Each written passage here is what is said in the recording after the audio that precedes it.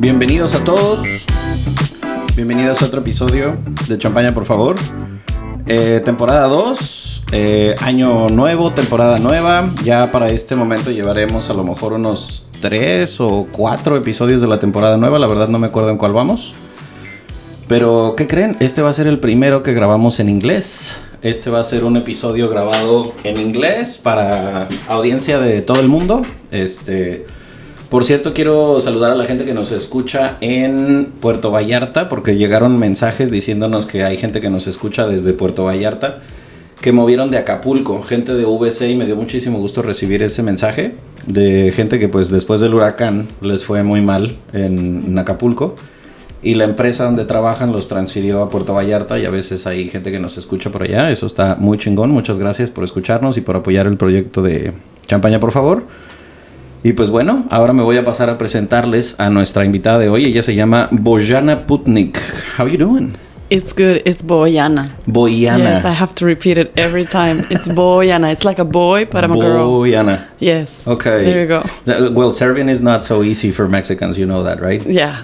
I give you that. Yeah, the pronunciation, I'm guessing that it's always the biggest issue when you try to teach somebody anything in Serbian, isn't it? Plus, they look at the name tag and it's with J, with the Jota. So they were like, it's Bojana? I'm like, nah. I think our boss took like 3 months to learn your name. Yeah, well, after the first month that I win, he already learned it, I think. Well, thank you very much for being here. Thank you for inviting me. Very much appreciate your, the experience that you're going to tell us about.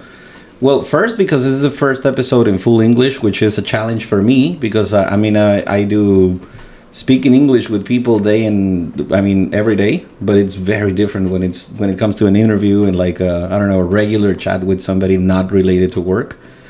But I also think that it's really important to share with people that listens to the program how different your perspective is as a European, because coming from Serbia to Mexico and then starting in such a weird business as timeshare, for a lot of Europeans and foreigners in general that come to Mexico to work in this line of work is like, what the fuck is going on here? I said the same thing. What do you mean you sell things in the same day and you sell vacation membership when Europeans don't even believe in that shit, right? That's true. So, first of all, I think you might get this a lot, but how often do people ask you, where is Serbia?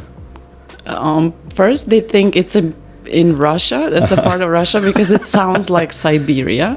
So I'm like, no, wrong continent. It's and not the even same colors and the flag. Yeah, it's just different order. I had to explain that it's like above Greece somewhere there. So I'm like, oh, okay. And they were like, oh, they got ashamed immediately, start looking down.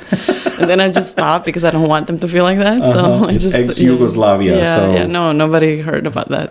I mean, especially Americans, you know. Oh no, yeah, no. Americans they bombed are the us in 1999, but they never heard of us. So. And there has been horrible war stories about the Balkans and shit. But for some reason, I think we learn about. I'm talking about Mexico. We learn about First World War, Second World War, a little bit of it, and maybe Vietnam if you're lucky. A couple of important wars in Mexico, and that's it. Wow. But then you realize that the world is way bigger than that. Yeah, right? yeah, so, there's more. So you grew up in Serbia. How old were you when you left? I believe 23. 23. 23. And where was the first stop? I went to work on a cruise ships. I found a job like crazy online when, you know, the internet was starting to bloom back in the day. And I found a job on the cruise ships and I went. My family didn't even believe me. So for the first 4 months, me working on the cruise ships from Miami, they didn't know that I'm there. They thought I was joking because they never heard about cruise before and places like that. So 4 months, I bought a new laptop. I started calling on Skype. And my brother was like, where are you? I'm like, in Miami. He's like, what? I'm like, I told you guys I'm going. He says, yeah, but we thought we just went like to visit your friends somewhere. We didn't really believe whatever. So I started coming to the Caribbean very often. At first, I did not want to get off the ship in Mexico. It was a Cozumel, the first stop that I stopped. And I was like, I heard Mexico is dangerous. You know, like all the people hear that. like, you know, everyone what they that comes for portray the in first American time, movies. they think that they're going to be wearing guns everywhere. Right. So I had to do weddings because I was a photographer, so I had to go off the ship. I had to go off the ship in Jamaica, Mexico, like everywhere where the ship was stopping. So I was doing the weddings in one of the resorts in Cozumel. I was like, this is not so bad. It's like people were lying to me. There's no machine guns. What quesadillas, you know, like, oh my God, like tequila. Taquitos. Like, Jesus, and I almost missed the ship a few times. I went fully drunk back on board. It's like, I don't even know how they didn't fire me back in the day, because everybody knows people missed the ship in Cozumel. Oh. Everybody, it's a very famous thing. Is like, it? There's videos online of people waving, like the crew members waving to the guests, they missed the ship, or the crew members being drunk missed the ship. So that's my first encounter. So that is a thing. Cozumel has that reputation. Cozumel is the shit. Sorry. Hey, please use them. I mean, That's okay. It's the first time I stopped in Cozumel, and then I was like, maybe I'm gonna live here one day. That was like just like a thought, right? But how I got here is not really like the whole full nice story, like I just told you. Like, yes, I would love to live here, but that was not my intention initially. I came here by complete accident after 7 years working on the ships. Okay. So 7 years, but for the full 7 years you were a photographer. Yes, I was the first, just a regular photographer. I'm not sure if you went on a cruise ships before. I have. Okay, so they have the little backdrops. You stop and take pictures and whatever. So there's a photo manager. Okay. But there's also a different photo department when you do a private photo sessions with a private photographer for like an hour, 2-3 hours or whatever. Like they do in hotels and stuff. Something like that. So basically, I transitioned. And after 3 years, I became a photo studio manager. Okay. So I managed like 30 people. Something like we do now in sales rooms. Yeah. I was the youngest fleet manager. I was 26. And you were managing. I was managing the cruise, the whole ship for photography. Okay. So I was doing that for like 4 years, and then I came here. Now, when you were in the ship, tell us a little bit about because you told me briefly about it, but I was shocked when you were telling me how much people pay for photo sessions at the cruise ship and how much people actually upgrade to and end up spending in one go, because it's offensive when you think about it, and you never realized that those kind of expenses exist in cruise ships, and then people say that cruise ships are cheaper than all-inclusive. Fuck no. No, the thing is, I don't want to name the cruise line because I'm not sure if I'm allowed to say stuff like that, because it was the cruise line that charged in between $10,000 to $50,000 per session. Joder, 50,000. And people, back in the day, there's no internet, so the ship is on the open water, so you cannot have down payments and monthly payments after, because there's no way people can pay you. Of the fucking so they were paying ocean. everything cash, like in one go. So the average photo session was 10,000, 15,000? Something like that. The smallest package you can get was 10 pictures. That was about $1,000. Okay. But nobody would pay that because we were very well trained to sell. Okay. That when I came here, we're going to talk about it later. Yeah. I used this kind of a training that they taught me over there for this kind of a sales, for the timeshare sales, because it's super related. So my job on the ship was, when the people embark the ship, we call that embarkation day. So when they get from the gangway inside the ship, my job was to give them flyers and to make them want to take pictures without telling them the price. Same thing like OPC does. Okay. Like invites people to do the tour, right? Yeah. The breakfast. The free breakfast tour. The VIP breakfast. The VIP breakfast. Jesus. So basically I was like, okay, then they will stop to the photo gallery, because by that time we took their pictures while they were entering the ship, all happy, drinking, this and that. So they come to see their pictures, and they were not that good. But then we were like, oh, you want to do a private photo session? But then how much is going to cost? We were not allowed to tell them. Imagine I tell them it's going to be $20,000. Who's going to take those pictures? I will jump off the boat. Nobody, right? So basically my job was to invite them, then book them for the photo session the next day for the formal nights. You know what's a formal night? No. When you have like the dinner with the captain. Yes, exactly. Yeah. So he walks around the ship, greets the people, whatever. So they have to dress nicely, and usually the people knows that the cruise photographers are so very well skilled. They teach us how to do all these things. Okay. So they take the pictures, and some families, they book the photo session privately. Okay. Like around the ship with the sunset up on the open deck. Then we have to Photoshop those pictures. We have a photo labs. we have about 2.5 photo labs. The one that is for a private photo session and one for the backdrops. So we Photoshop those pictures. And then the next day, we have to sell them with a firmly done albums and with the prints and everything. We make them look like $1 million. Everything is like great. And then it was like, okay, this is $20,000. So what you have to psychologically... What was people's reaction to that number? Because they were okay with it. Because they were okay with it because the process of taking the picture, you have to prepare them. For example, there's something I would say while I'm clicking, right? I was like, guys, don't go to the casino tonight. You're gonna spend all your money on these pictures. So there's like a little things like semillas, like the things that I plant in their heads that this is gonna be expensive, bitch. Yeah. Okay. So don't expect this to be $500 or so. That's what I'm saying. I'm like, these pictures are expensive. Wow. So the thing is, the thing that we offer there, it's the metal prints that they were the most valued. The metal print is like picture like this. This is a canvas, right? Yeah, it is. It's a canvas. So, or we can do canvases for $500. But the metal pictures were the hit because they were $1,000 to $3,000 a piece. If you have a family with mommy, daddy, 2 kids, and grandma and grandpa, you have to psychologically do a combination. So you have to do grandma and grandpa with the kids, just the kids together, one kid by himself, the other kid by himself, mommy and daddy with the kids. That's already 10 pictures. Grandma and grandpa's gonna want copies of that. Absolutely. So if you do a metal picture of one of the combinations, this is already the 10 metal pictures. And so then, it's already $10,000 right there. You didn't even show them the album yet.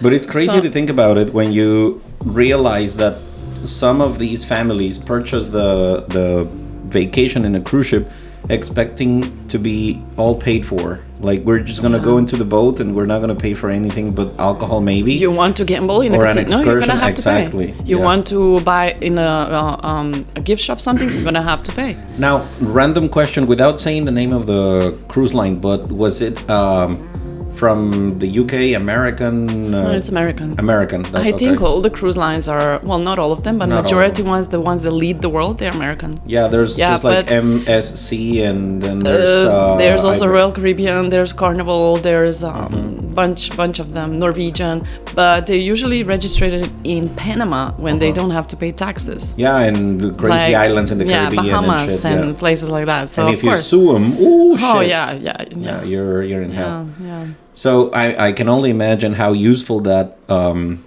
sales training was, because you have no idea. They teach us how to spot the couple. This is very useful for people who are watching. Please, like OPCs. For example, they teach us that when people go on vacation, they usually take their fake rings or maybe like something cheap or whatever. So you can't really spot the good couple by looking at their jewelry. Okay. Because they also brought an expert to show us which diamonds are fake and which ones are not. So when we talk to the people, we can see what you need to pay attention when you book a person for your tour or to take pictures. You need to pay attention how smooth the skin is, how good the hair is, the behavior of the kids, the behavior of the parents towards the kids. If they're very well mannered, if they're not running around and stuff, those people have money because they're paying extra tutors for kids. Fuck. That teaches all that. That's how I spot my clients. Look at their nails when they're in the flip-flops. How do their nails look like? I just went like... I know, they teach us all this on the cruise ship. Because I'm thinking about these couple, the typical couple where mom is like, please, can you please stop now? And they're running all over the place. No. Of course, they don't have a private tutor. You need to look at the couple, how they look. Like proportionally, how they look, man towards a woman. If man is taller than the lady, that means that he's the boss. Because the lady would not choose a man. If she wants to be the boss, then the man is going to be shorter. There's psychology behind how to book a couple, and since it's naturally to me already because I've been trained for so long. Wow. You have to see them, how they look like outside, but that doesn't have to be expensive clothes or whatever, because people on those kind of trips, they don't want to bring expensive things because they think maybe they will lose them. Yep. So you're prejudging them by how they look, but not how they behave and how their physique looks. That's very, very important in sales. Yeah, I would say so, because you see sometimes people walking around the property dressed up like shit. And this came from a sales training that I had from former boss that I had. And he used to say, I hear you guys saying, oh, that couple looks amazing.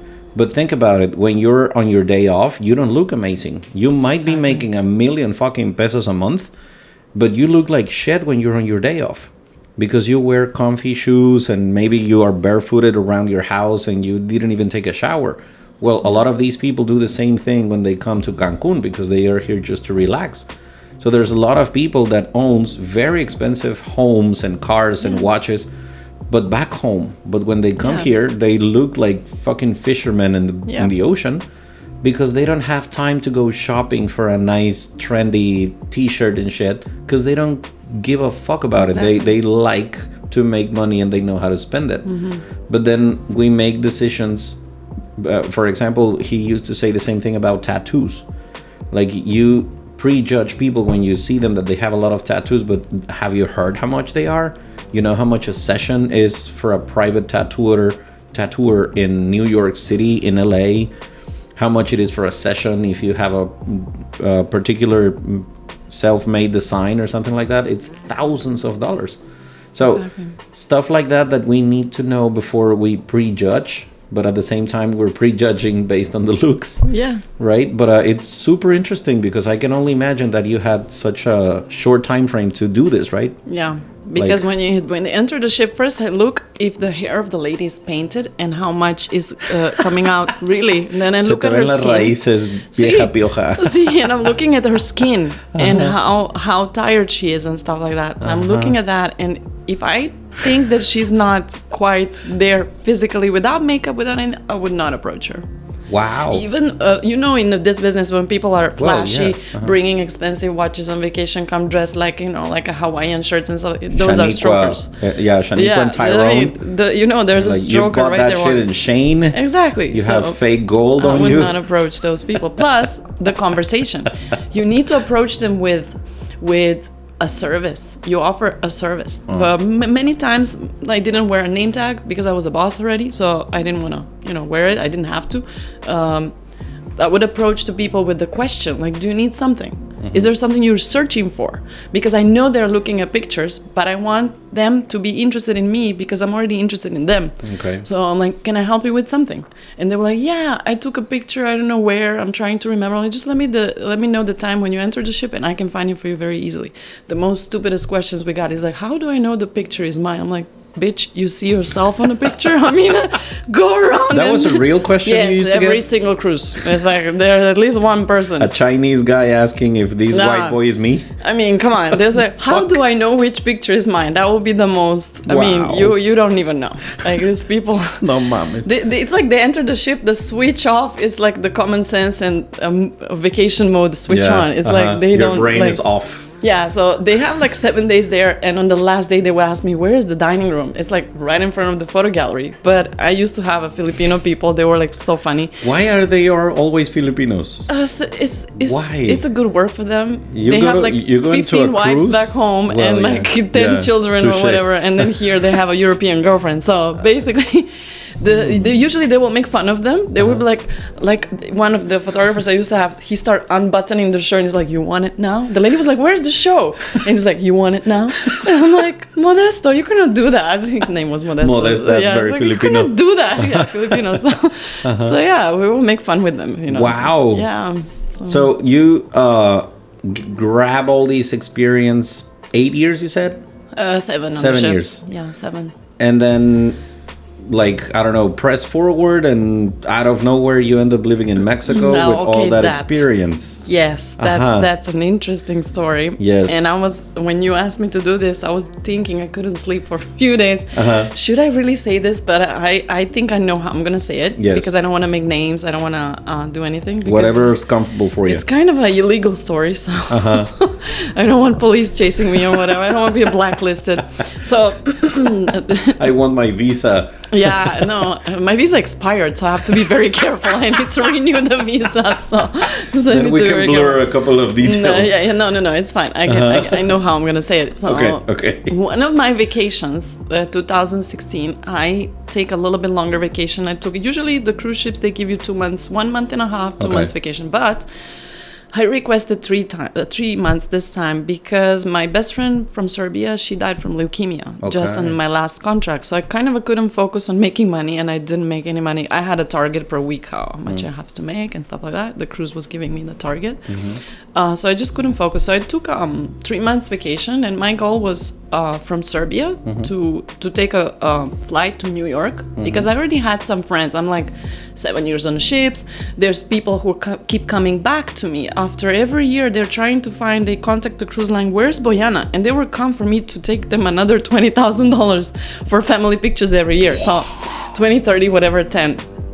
So basically I had those contacts, and I start going like, okay, kind of a little bit illegally, because they were inviting me, come to my home, take a picture of my dog and stuff like that. I'm like, okay.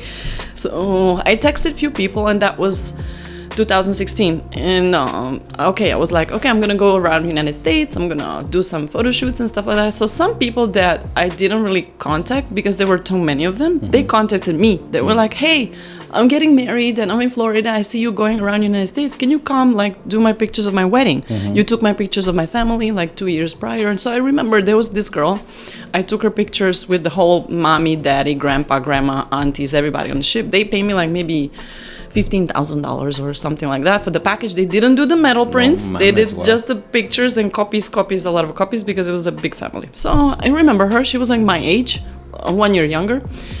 And she was half Korean, half American. Okay. So she texted me. She's like, I'm getting married. Just come. I'm like, okay. Like, I would like for you to continue the tradition and be my wedding photographer. I was like, okay.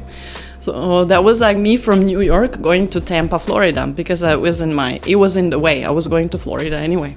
So on the airport, she picks me up, but she looks kind of weird, like black eyes and kind of worn out. I'm thinking, okay, we're young. Maybe she had like a few drinks last night, maybe party, whatever. So she picks me up with, I believe it was Toyota, but I forgot which car. It was a big truck. She puts my luggage back in the truck, and it was 2 guys like standing outside, but she put me inside and she started driving. So I know Tampa, like kind of because the airport, cruise, whatever. So we were going, and she was driving for like 1 hour and a half, 2 hours. But we were talking, and in the beginning everything was okay.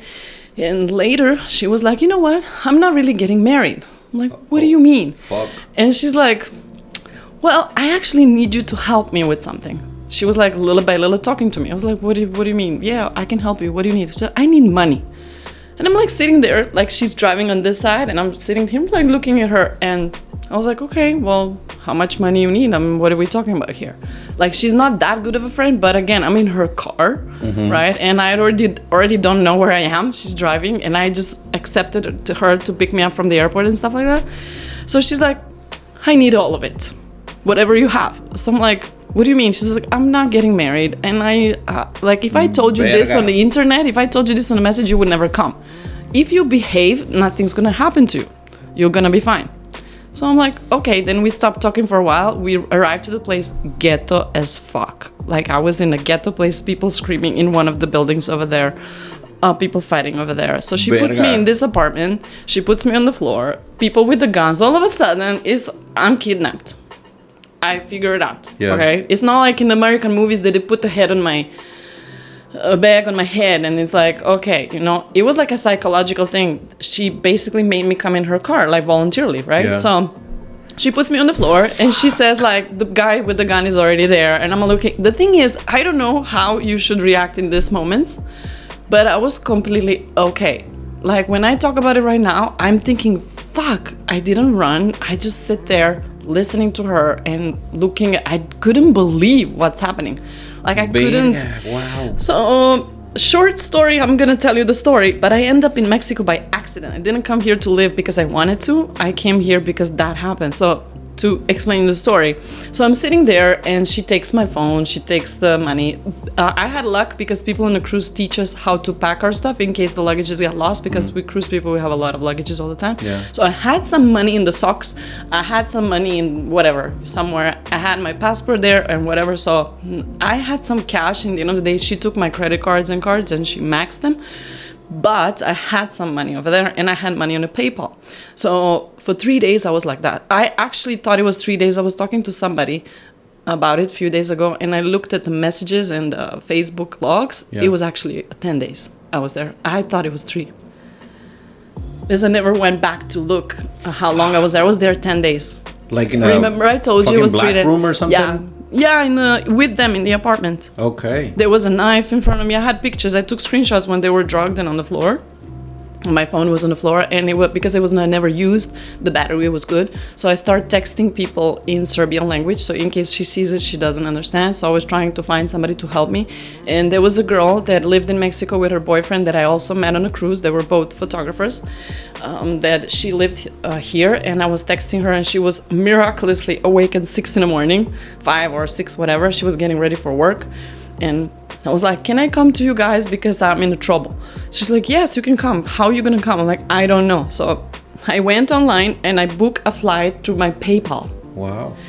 And while these guys are fucked up on the floor. Well, they were fucked up on the floor. I actually have a picture on my phone when one of the guy was like drooling down on the bed and vomiting or whatever. So I was like that 3 days with no sleep, trying to figure out what they do. Because I told them, yeah, I'm okay. First, they tie me up on the first day. And I tell them, you know what? I'm sick of my cruise life.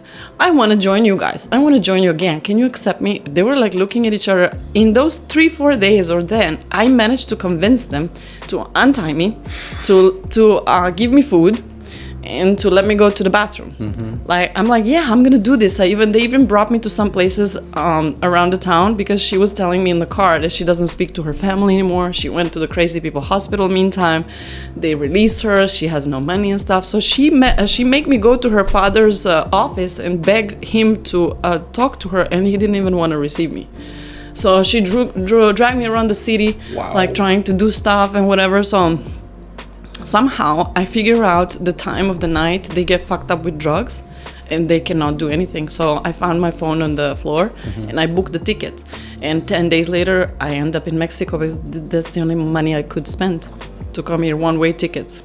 Fuck. And in the airport, I escaped through the windows because they left the windows open. It was June, it was hot. So the windows were open with all my luggage, with everything, my passport. I was just out one night. Wow. And I was like, if so you land in Mexico and then you come to these girls? And then I started to cry for like 2-3 days. I couldn't stop crying because I think everything, like, if somebody put a camera like to see all this, I think I will get an Oscar for my performance of like being a survival mode. Like, I don't even know how I never panicked. I started panicking once I was here. So I came here with no money. I came here with nothing. Basically, I have maybe like $100 that it was like somewhere in the socks. And basically my friend was like, oh, don't worry, like I'm gonna find you a job as a photographer. There's a lot of weddings happening here. I'm doing it the same, so you can join me, whatever. Don't worry about the papers. It's easy in Mexico. They give papers to everybody.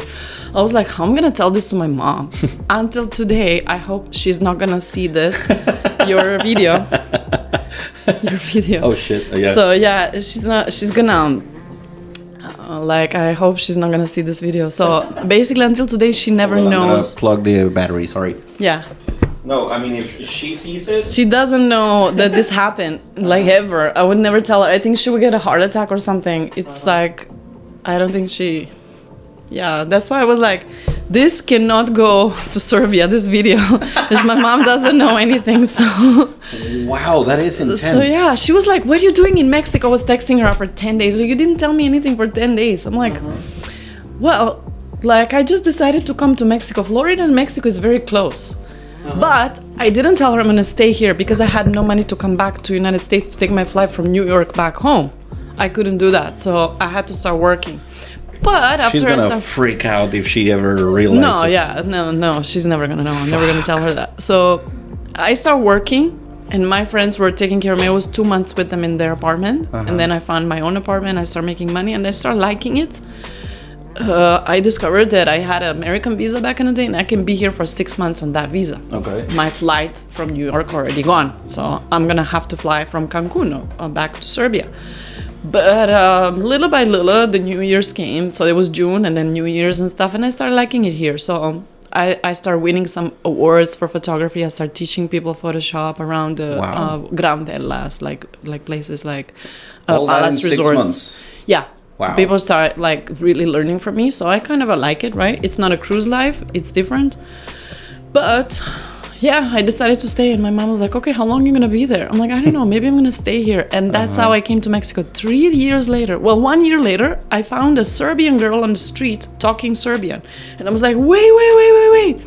So, and her son. So I met them, and then I heard from them there's something called timeshare. And they started to explain to me what the timeshare is. I'm like... So she was in timeshare? Okay. Yeah, she's still in timeshare. Okay. I'm not sure if I should say her name. Whatever. Alexandra Petrovic. Maybe everybody knows her. Yeah, I know her. So her and her son, they introduced Sasha me. Petrovic. Yes, Petrovic. So I was like, you guys selling mist. I like it.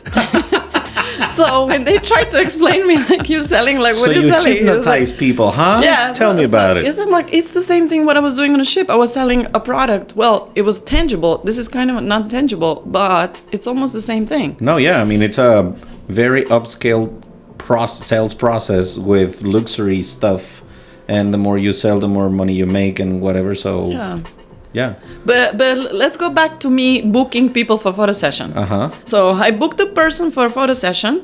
Then I photo shoot them. Photo shoot them, not shoot them. And then I have to process those pictures in a Photoshop. And then the next day I have to sell them. So from the OPC, I'm the liner and the closer in the end. Yeah. So it's, to me, that made sense, right? So I started doing this 2019. And then I never stopped so far, but I'm still doing pictures on the side because that's my passion. You've been doing this for 4 years. 2019 January, actually. January. So basically more than 4. 5 years now. Yeah. So in a few more days, it's gonna be 5 years. Yeah.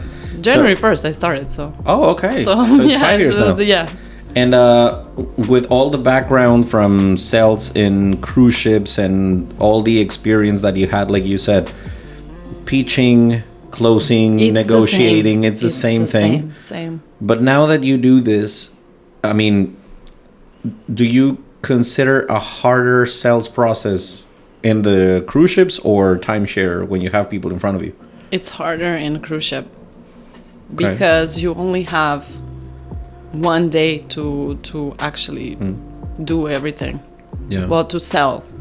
Yeah. And plus, you're selling like so much money. It's the same like in timeshare. Yeah. But at cruise ships, there's no monthly payments. There's no down payments. True. They have to come up with $50,000 like right now. That is crazy. When you told me about it, my mind was spinning because I was thinking, okay, an average sale, an average was cabin, 10,000, 20,000 was average sale. An average cabin in a cruise ship, I don't know if it's a fancy cruise, is $3,000, $4,000, $5,000, $6,000, $10,000 sometimes.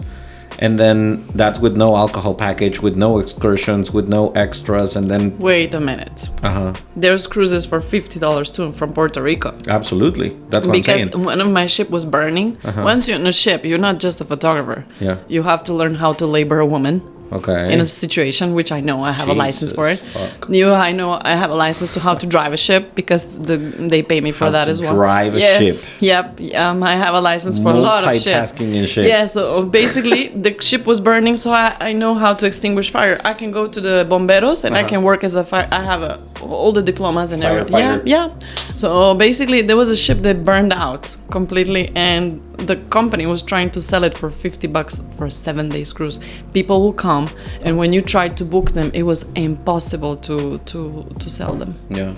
There was cruises like that you couldn't sell, not even $1,000 for. Because that's the same thing that happens with timeshare, vacation clubs, whatever you want to call it. Yeah. Yesterday, high season, low season. No, and not just that, the quality of the brands and the type of clientele that you get. Yeah. The process gets, I don't know, I would say it's just a little bit different depending on the type of clientele you have in front of you. Yeah. But not to go very far. Yesterday, I was checking in at a hotel in the hotel zone with my mom, an okay hotel, not the fanciest or whatever, and I couldn't turn my timeshare brain off. So I was on the line before the checking process, looking at everyone, and I was like, "Who's gonna approach me? Give it to me." That's a cue. That motherfucker is a CT right there. Yeah. Because I could see the sugar daddy with the 20-year-old girl, and he's like 60, and I could see the pochos standing there upgrading their room, and kids walking around, and then the Russian guy over there with the mistress and shit. it's easy to spot. Yeah. But then it was so funny to be exposed to it because it's been a while since the last time somebody tried to OPC me. Yeah. So I'm standing there with my mom. Did they try? And as soon as we turned and we were walking towards the elevator, there's this lady going like, "Hola familia, buenos dias." I'm like, "Oh, okay."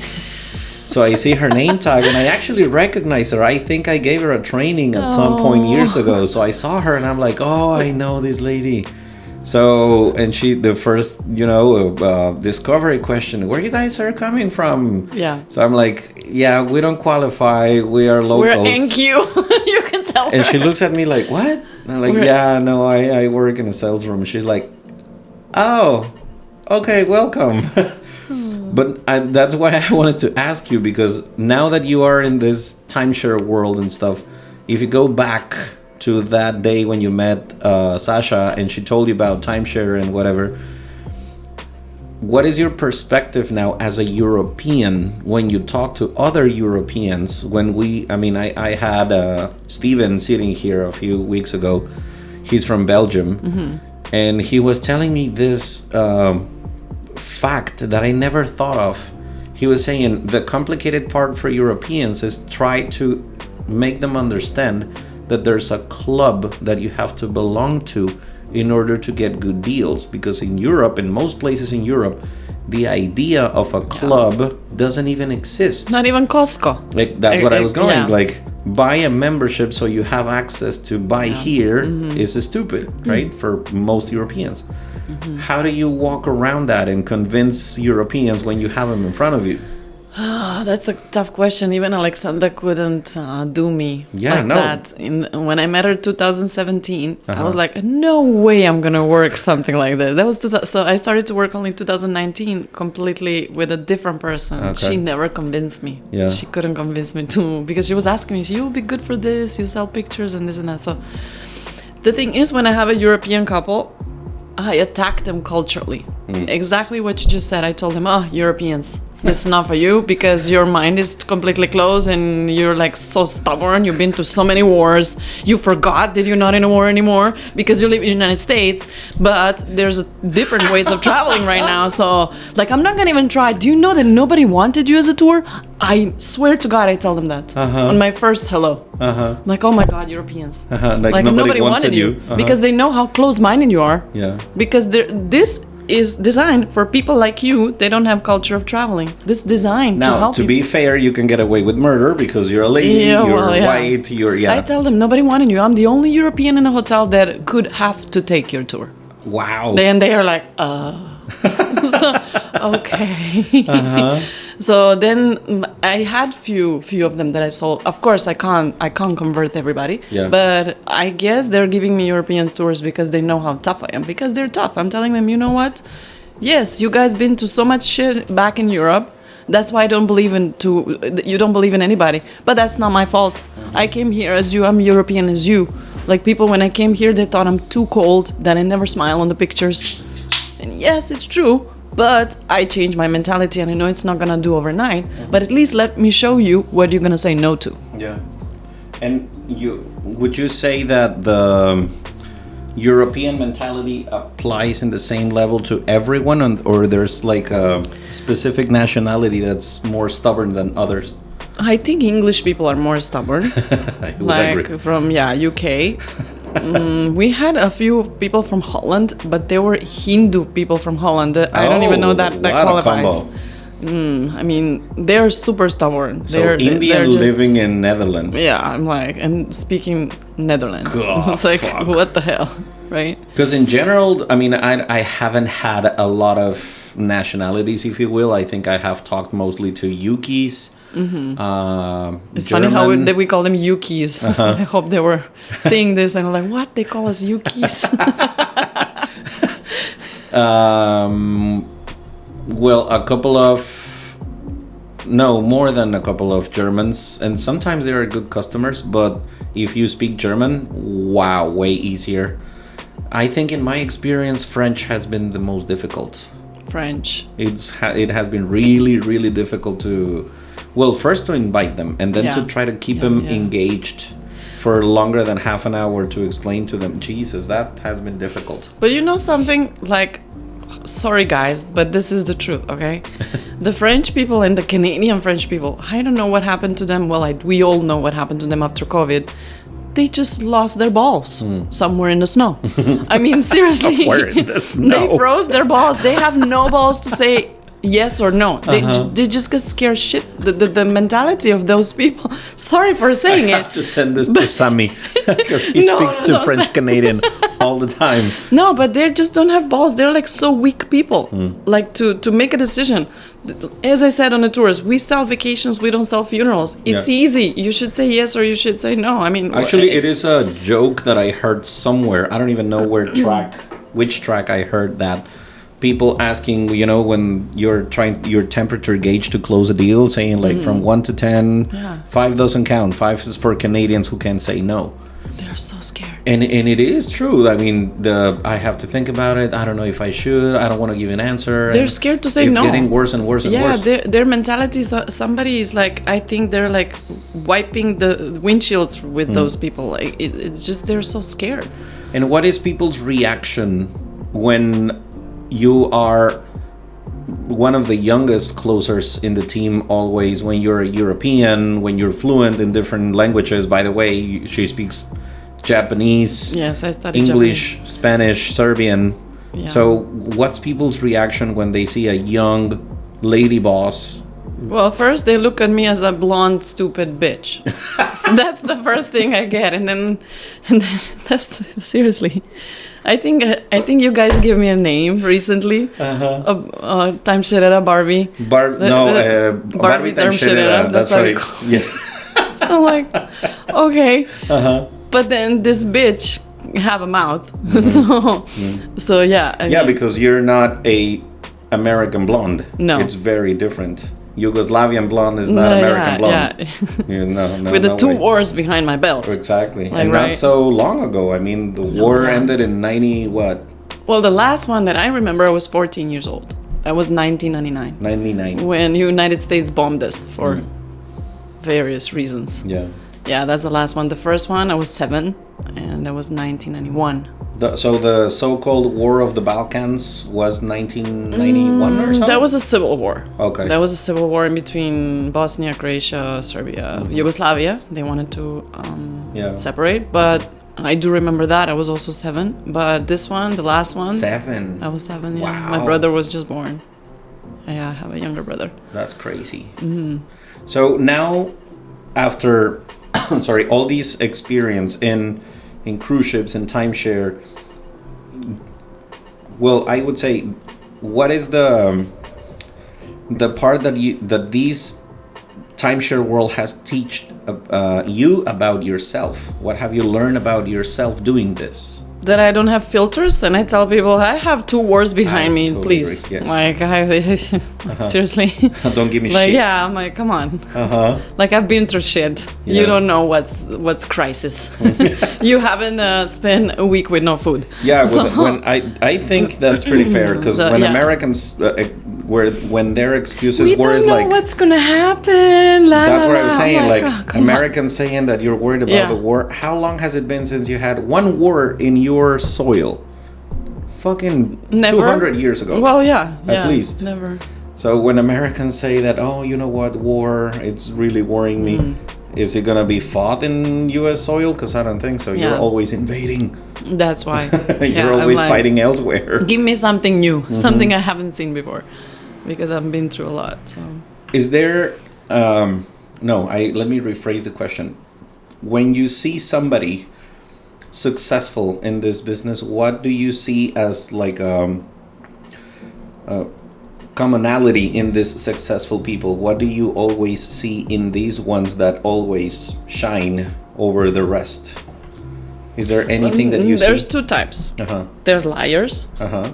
Like, okay, we have a reputation in timeshare that we lie. No. And some of those successful ones that I met, they lie so much. I don't even know how. Like, I wouldn't... Like, my mom, first of all, taught me not to lie. Yeah. So when I sell, like, maybe if I'm lying to the people about something, it's because I don't know complete information. If I find out later, I correct myself. But the other side, I can see people that are really passionate about what they do and what they sell, and that's why they're successful. But usually it's the liars are more successful usually. Like I'm sorry to say that, but I can see it. I can see it like that. I compare this a lot with the cruise ships, because cruise ships have mafia. It's like Balkan mafia, they call us on the ships. They call it Indian mafia, and it's the same here in timeshare sales rooms.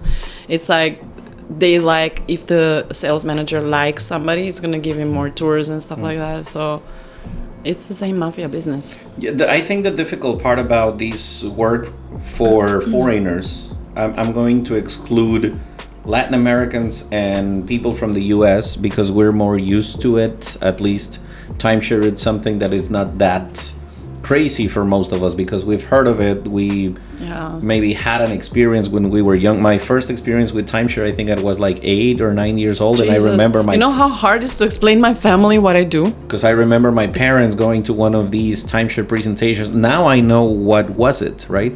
Back then I had no fucking clue. But then I was like, hold on.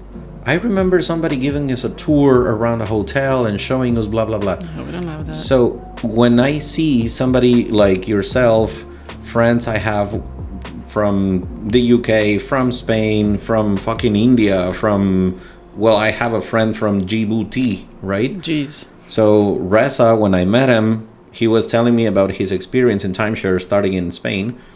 And I think the most difficult part to understand is that rules not necessarily apply, like rotation and stuff like that. It's just an illusion, because in most tracks and most companies, I mean, the director could say that they're going to be very, very fair and straight and whatever, but as soon as the numbers start to fall, everything goes to shit, and now it's my call, right? So and that happens everywhere.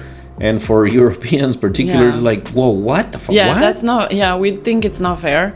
So success, when you say, how do you see somebody successful? You can't. It's not determined by actually your skills. It's there are things that you cannot control. Yeah, you can't control. So somebody could be successful if they're good with the boss, and if they're good in the sales, but it could be they're good in lying, or they're really good in sales, which is also two different things. So I look at it like, okay, I'm making money, I'm okay. Like, I don't need to be super famous or whatever. Otherwise, I mean, what are we? We are very bad paid actors. Okay. Right? So I could be an actress. Sometimes not that bad. Well, I think Hollywood actors get paid more than us, but we are putting up the show and we're acting basically, but we are so very, very well trained that you can see yourself as successful already. You don't need nobody to tell you, like, validation from nobody that you're successful. Absolutely. So if you're making money, you're good, you have the roof on your head, you have a good life, you can do some vacations, you can afford this, you can afford that. I mean, that's a success already. You know, you can cover your family, you can help people and stuff. So that's a success for me. So maybe you remember a couple of times when you have had such bad slump, when you have been like unmotivated, not performing, money not happening. What do you do to get out of there? Okay, that's a very interesting question, because the cruise line that I work for, they train us so well that I never doubted myself in any moment, even if I was not making money, because I can see the bigger picture of a low season, of people that come to the hotels and stuff like that. So I never actually went that bad in this 5 years I'm doing this. Of course, I had 2-3 months, actually 2 months happened to me one time that I didn't even sell one sale. I could completely go like, oh my God, what's happening to me? But I know, like, my mentality is already that strong that I never doubted myself. But I also didn't want to blame on anybody else. I just went blanked, and I just went like, my mind was just like, okay, this is what it is. It's gonna stop, because once you're down, there's no more down. You can only go up, as everybody says. So I was never depressed or never like wanted to kill somebody or never wanted to like, you know, something. No, I never have that because I've seen so many wars in my life. To kill anybody. Yeah, well, you know how people get nervous and start shouting and stuff, you know. Like I never do that because I've seen wars in my life, so I know there's worse than this. So I always maintain myself very calm. So I never have a mental problem with not selling. But when you have had experience them, is there anything that you do, you switch, you change, or you just continue doing the exact same thing over and over until it comes? Yeah, the same thing, more meditations because there's nothing else you can do. So more meditations, more going to the gym. Because you made me remember one of my friends from Weston. I remember I posted something on Instagram once about a slump, like how do you get out of a slump, right? Yeah, I think I saw that. And I remember his answer being, just keep showing up. Like it's gonna come never eventually, give up. right? It's just gonna never happen. Give up. It's gonna happen. There's just keep showing up. And I remember that clearly because I would always say that whenever you feel like it's the worst day to go to work and you really have to drag yourself out of bed, that's specifically when you must have to go to work, when you have to attend and be there. Because I feel like, I don't know, it's been multiple times in my career when I have had the feeling or the sensation of a reward after a very bad week or a couple of weeks or whatever, and going like, fuck, I really don't want to work today, but I'm going to. Yeah. And sometimes that is when you get the biggest deal, because that's so true. Like on your day off sometimes. Like, fuck, really, I don't want to go, but I will, fuck it. And then, I don't know, something changes or something clicks after a couple of bad days, a couple of bad weeks, whatever. Everybody has their own limit.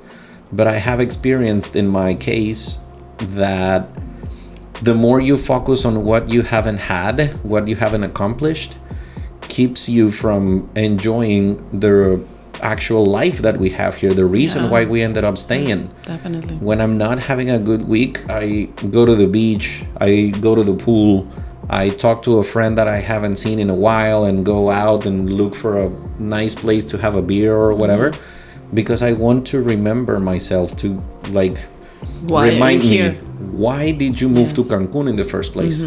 Why did you choose this place? Because I've been here for 10 years now. But if I go back, the last time I spent so long in one place was when I was born in Morelia. I left when I was 17 and never again.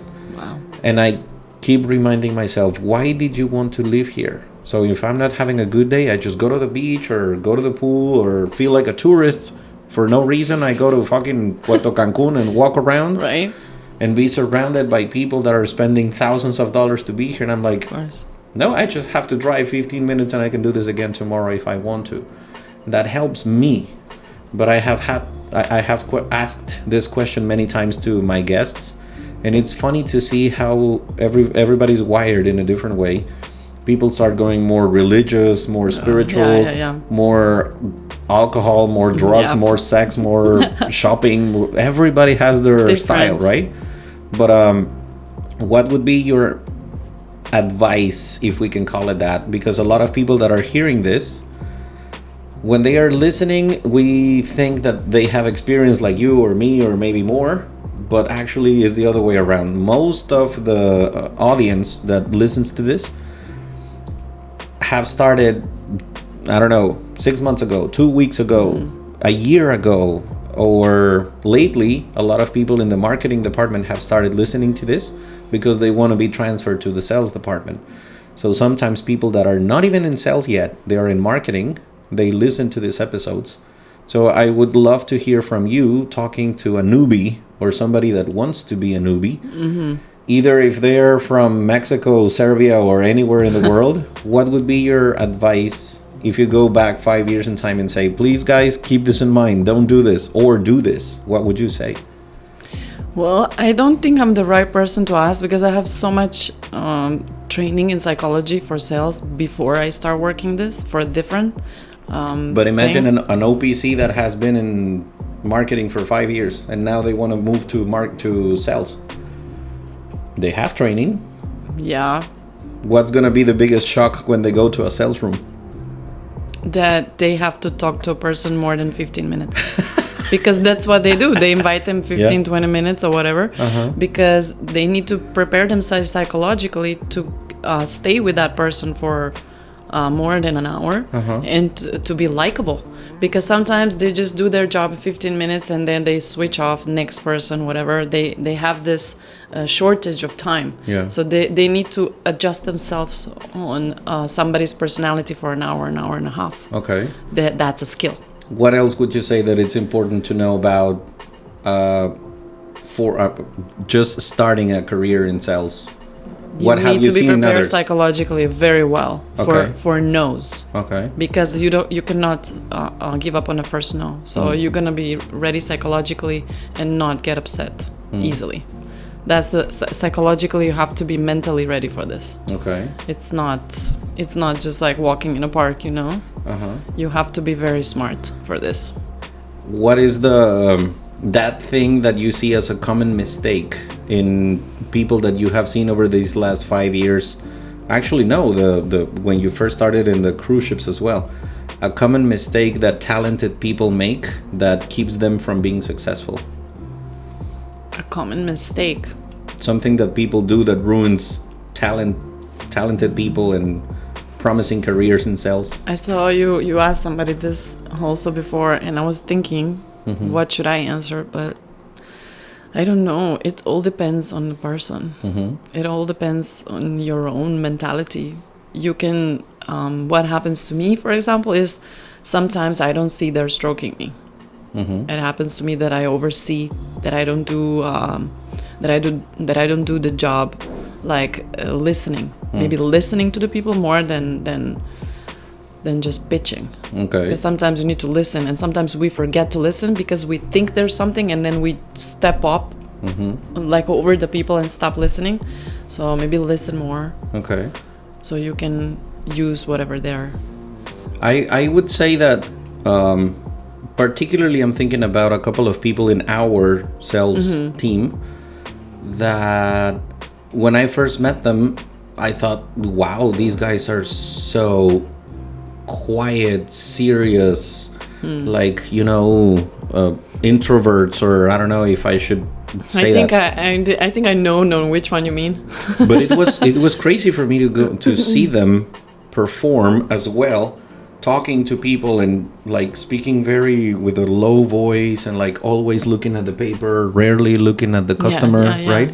Always writing stuff down. Like you have to have the balls to look at people in the eye too. I have to know the product, and I have to know everything, and I have to let these people know, like analysis and whatever. And then you could see people being like, "Oh my God, I really want to be in the beach," and this guy won't stop talking. Yeah. And then at least with one of them, I saw a flip. Like something clicked, and then he's a funny person. He smiles and he's having fun with his tour, and people are laughing and people like him. And I go like, oh, okay, so it was a minimum change that made the whole big fucking difference. Yeah. But I see that very often, people very worried about the product, very worried about delivering every piece of information. Because they don't want to get shit from the boss. And guess what? You're going to get it anyways. Because you're not connecting with your customer, right? Yeah, that's why I keep telling them. I've been talking to a few of them in the past 2-3 weeks. Yeah. Like I tell them, the product doesn't sell. You are the one who sells. I mean, we all know that. So I don't have to repeat that. So just stop pitching the product. Get the time shorter and talk about them. Talk about talk about things. Yeah.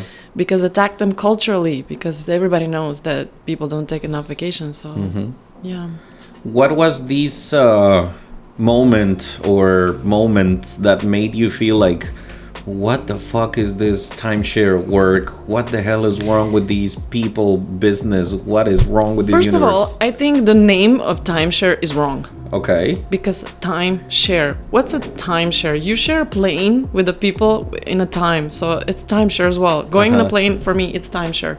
Standing in an elevator is timeshare. You're sharing the same time in the same elevator.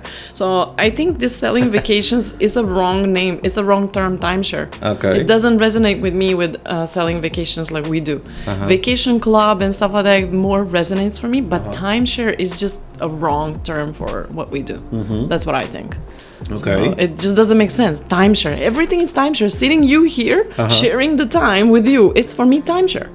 So everything is timeshare. Yeah. So that's why I think it's completely wrong term. Sorry for saying it. Hey, I didn't come up with it.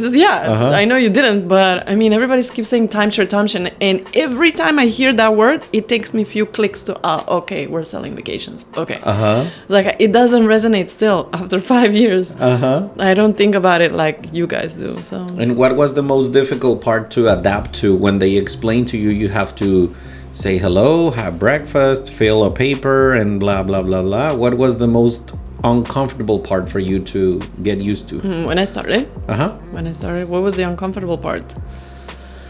Well, sitting with them for 2 hours. I'm like, Jesus, why do I need to? I can do this fast. I used to be the fastest rep when I was a rep. I used to be the fastest rep. I finished everything in 15 minutes. Okay. And then they were like, what? You're here? I'm like, I'm done. And I used to sell. Yeah. The worst part is they couldn't wrap their brains around. I'm like, I've been trained for this. Yeah. On the cruise ships, I know what to do and what to talk, and I can do everything in 15 minutes. So the time frame that you have to spend over an hour with them. It's too much time. It's too much time because people lose your attention after already 30 minutes. It's done. So basically now when I'm a closer now, I think, but I noticed in a sales room, I'm the fastest ones who finish the tour with champagne or whatever, champagne por favor. I think I'm the fastest one because the other closers are taking so much time and stuff, and the people are already doing this, doing a little bit of this, a little bit of this. So I think sometimes I think I'm doing it too fast, but it's just maybe how am I wired. Yeah, so everybody has their own style. I have met people that last 4 or 5 hours in the table. I don't understand how. No way. But then they are very successful doing whatever it works for them. I would always say that particular thing about how long does it take you to get to the numbers, it's a natural response to how you're wired, your I don't know where you come from, the language you speak. Yeah. There's a lot of factors. I talk very fast when I'm on a table. But we have a co-worker that talks to French Canadian, and you see him working with them, and his tours are 2, 3, 4, 5 hours, but he always wins the best rep in the year. But again, French Canadians, as you said, or French people, they're harder to convince. Yes. You said that. You said for you, they're super hard for everybody else. Very. That's why he takes a lot of time. Because there is also a cultural part about chit-chatting and talking about random shit and whatever. That's what's really complicated to me, because I was trained, when you were talking about self-training, I was trained to do A, B, C, D, and I'm very structured that way. So I kept thinking to myself, okay, they want me to do this in an hour. I think I can do it in a little bit shorter period of time, but I don't want to get shit. I hate people telling me, oh, you should have done this and that, because you have to tell me things once, and I get it, right? But I also understand that sometimes, particularly with different nationalities, there are people that don't like to feel like you're being too aggressive. Mexicans in particular, depending on where they come from, they don't like you to go to the point right, like in the spot. Like, okay, and how much is this and this, and can you pay this? There's people that don't like that. They want you to like smooth them and smile and it's talk like in and a be watching funny. telenovela. I get exactly. it. Televisa presenta. Please, Fernando Colunga. Let's do that for 1 second. We're gonna stop everything for a second, and thank you for reminding me. So when I asked Boyana, so you speak Spanish? Yes. And she's like, yes. And I'm like, okay, so you spoke Spanish before you came to Mexico? And she said, yes. And I'm like, how in the fuck? How did you learn Spanish? Mirando telenovelas en Serbia. Desde tenía como 7 años, estaba mirando telenovelas en la tele. La primera telenovela era Los ricos también yo. La primera, ¿ok? La segunda, Cassandra, Llovizna. 7 años tenías? 7? Sí, you were 7. Sí. Cassandra, Llovizna, Marimar, 3 mujeres, La usurpadora vi 5 veces. Y cuando tú ves La usurpadora 5 veces, ya hablas español. The best part of everything was I was working on a cruise ship. I was not aware I can speak Spanish. But hold on. So you used to see him in Spanish with Serbian subtitles? Yeah. But you change the channel. There's another telenovela on a different channel. Back in the 90s, we were like war. There's nothing else. You know how they say in ancient Rome, like bread and the games? That's how we were. We were poisoned with bread and the games. With no bread. The games were telenovelas. We had no food, but we can watch the telenovelas for free. So basically, I was watching this La Usurpadora. I remember that she's from Croatia originally, Gabriela Spanic. She's her heritage is from Croatia, so she was super pretty and super bad and this and that, and I love her so much. So I'm a fan. Okay, if you're watching Gabriela Spanic, yeah, I looked up to you when I was a kid. So that's how I got my balls for selling timeshare from La Usurpadora. So basically, like there was a situation on the cruise ship. I had to communicate with a person who was trying to buy pictures, and they didn't speak any English. So my Spanish just flew out, and my manager was like, "Your resume doesn't say you speak Spanish. When did you plan to tell me you speak Spanish?" I'm like, "I did not know I can speak Spanish." "What do you mean you didn't know you can speak Spanish?" But I don't know. I mean, I listened to like these telenovelas. I watched them when I was a kid, but I never tried to speak. And now I'm aware that I can speak Spanish. That was on the cruise ships. Yeah. So when I came here, I already spoke it like, you know. Wow, it's so crazy. I was not aware I can speak it. I never took lessons or anything. You owe it to El Canal de las Estrellas that you speak Spanish. Televisa presenta. In Serbia. Yes, I mean, in Serbia. As Mexicans, we know that in Argentina, in Brazil, in Chile, they like El Chavo del Ocho and they like Rebelde and whatever. I think I can speak Portuguese too because I watched the Portuguese ones as well. Okay. Actually, sorry, they were better than Mexican telenovelas. No, they are. I mean, there are some telenovelas that in Mexico were like, oh, come on. Yeah, that was my favorite one. But I remember people telling me that in Russia, they used to see Marimar and Mariela del Barrio Marimar, in Russian. Thalia. And I saw it. That's why I was asking if you used to see it with subtitles, because in Russia, with the Serbian subtitles. In Russia wasn't. In Russia was in Russian. Ah, really? Yeah. No. We did everything with subtitles. That's why our kids right now. You go to Serbia, everybody, even my grandma, was speaking Spanish. Wow. Like everybody speaks Spanish. Well, they don't speak because they don't know they can speak, but they understand everything. Like everything. That's how I didn't know I can speak Spanish until I was forced to communicate with somebody on a cruise ship, because my manager was like, "I don't know what they're saying." I'm like, "Trato yo. Déjame vender." And then, "Ay, hablas español." Y yo hago, "Espérame un segundo. Déjame pensar." And I was like, "Fuck, I can speak Spanish." Telenovela tone and stuff with the José Roberto, dame un segundo. And then I started like, "Estoy embarazada, pero hijo no es tuyo. Estoy enamorada de ti, pero no puedo vivir sin ti." And then people would start laughing, but the thing is, it took me a while to translate my words into Spanish, so I started speaking shit that I remembered, and they were laughing and they were buying, like, "I don't care how much money is it, take it, just keep talking." I can only imagine meeting a Serbian person in the middle of fucking nowhere in the ocean, started to speak like Mariela del Barrio. Wait. Un día llegaré con un disfraz distinto cuerpo, la misma That's La Usurpadora, come on, you can I just came back to the song. I could see your brain going like, whoa. Well, I just remembered this song. The hamster going like, fuck, I swear, stop. I did not plan this. Wow. Yes, I can remember like everything. It's crazy to feel like the Mexican influence around the world has been telenovelas. But this Televisa presenta. Yeah. Fernando Colunga. It's like in my mind, like this guy was in so many telenovelas. Yeah, no, and Thalia was everywhere. Yeah. Wow, that's awesome. There is no better way to close this episode than that. So I'm going to leave it here. Not before saying thank you. Thank you very much for attending. Aside of telenovelas, is there any other TV show, movie, or Netflix series that you would like to recommend to people? Not telenovelas, but when I use a lot of comedy shows, like Russell Peters is good for selling Hindu people. Russell Peters is a Hindu comedian, but he's born in Toronto. He's in Canada. He's kind of a Canadian Indian. Okay. And he helped me a lot. I do jokes for Hindu people, and everybody knows him, so they're like more bonding with them. When I have Hindu people, I start throwing the words, and they love it. But I'm not sure if I can recommend this movie. It's called Cloud Atlas.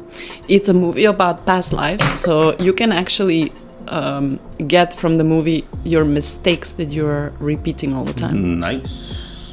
So maybe something like that. The movie is like 4 hours. Cloud Atlas. Yeah, Cloud Atlas with Tom Hanks and Halle Berry. Okay.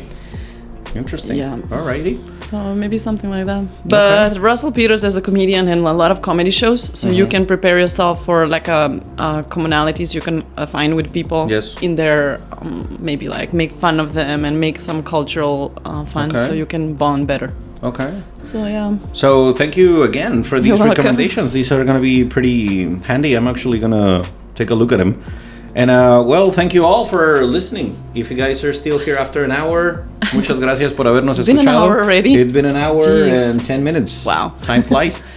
And wine flies when you're having fun, they say. So thank you very much. You guys, thank you very much for keep supporting Champaña, por favor. Champaña, por favor. Sell a lot and send us pictures and share your spiffs with us, you mother flowers. We deserve it. Oh, yeah. Thank you for sharing and see you the next time. Gracias, güera. Gracias. Take care, guys. And don't believe what people say. High season is a mental mindset. Yes. Right? Yes. See you the next time. Bye.